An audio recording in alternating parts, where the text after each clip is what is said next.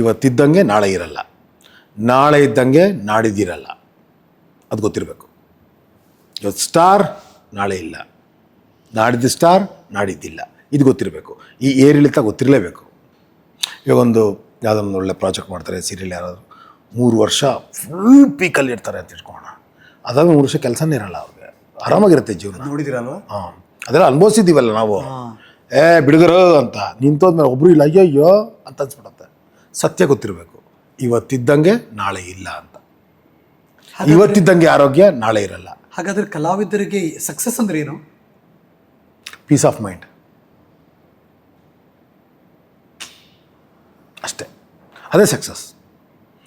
ನೀನು ಚೆನ್ನಾಗಿ ಆ್ಯಕ್ಟ್ ಮಾಡಿ ಮನೆಗೆ ಬಂದಾಗ ಚೆನ್ನಾಯ್ತು ಇವತ್ತು, ನೆಮ್ಮದಿ ಸಾಕು. ಯಾವುದಕ್ಕೂ ನಿಮ್ಮದು ಹೋರಾಟ, ಮಲಗಿದ ತಕ್ಷಣ ನಿದ್ದೆ ಬರೋದಕ್ಕೆ ಹೋರಾಟ ನಿಮ್ಮದು. ಅಷ್ಟು ಹೋರಾಡ್ತಾ ಇರೋ ನೀನು ನಿದ್ದೆ ಬರ್ತಿಲ್ಲ ಅಂದರೆ ಏನಕ್ಕೆ ಹೋರಾಡ್ತೀರ? ಅದಕ್ಕೆ ಹೊಟ್ಟೆ ತುಂಬ ಊಟ ಬೀಳ್ತಾ ಇದೆ, ಕಣ್ಣು ತುಂಬ ನೋಡೋಕ್ಕೆಲ್ಲ ಸಿಗ್ತಾ ಇದೆ, ನಿದ್ದೆನೇ ಬರ್ತಿಲ್ಲ ಅಂದರೆ ಏನಕ್ಕೆ ಬದುಕಬೇಕು ನಿಮಗೆ? ಮುಚ್ಚಿದ್ರೆ ನಿದ್ದೆ ಬರಬೇಕು, ಬೆಳಗ್ಗೆ ತಕ್ಕ ಫ್ರೆಶ್ ಆಗಿರ್ಬೇಕು. ಬಾಣ ಇವತ್ತು ಕೆಲಸ, ಇವತ್ತು ಮಾಡೋಣ ಕೆಲಸ, ಇದಲ್ವಾ ಬದುಕು?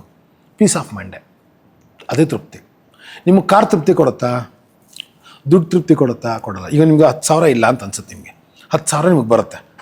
ನೀವು 1 ಲಕ್ಷ ಇದ್ದರೆ ಚೆನ್ನಾಗಿರೋದು ಅಂತ ಅನ್ಸುತ್ತೆ. 1 ಲಕ್ಷ ಬರುತ್ತೆ. ಒಂದು ಕೋಟಿ ಇದ್ದಿದ್ರೆ ಚೆನ್ನಾಗಿರೋದು ಅಂತ ಅನ್ಸುತ್ತೆ. ಒಂದು 10 ಕೋಟಿ ಇದ್ದಿದ್ರೆ ಅಂತ ಅನ್ಸುತ್ತೆ. ಎಲ್ಲ ಕಿತ್ತು ಬಿಸಾಕಿ ಜೇಬಲ್ಲಿ ಆರಾಮಾಗಿರಿ, ಹಿಂಗೆ ಚೆನ್ನಾಗಿರ್ತೀರ.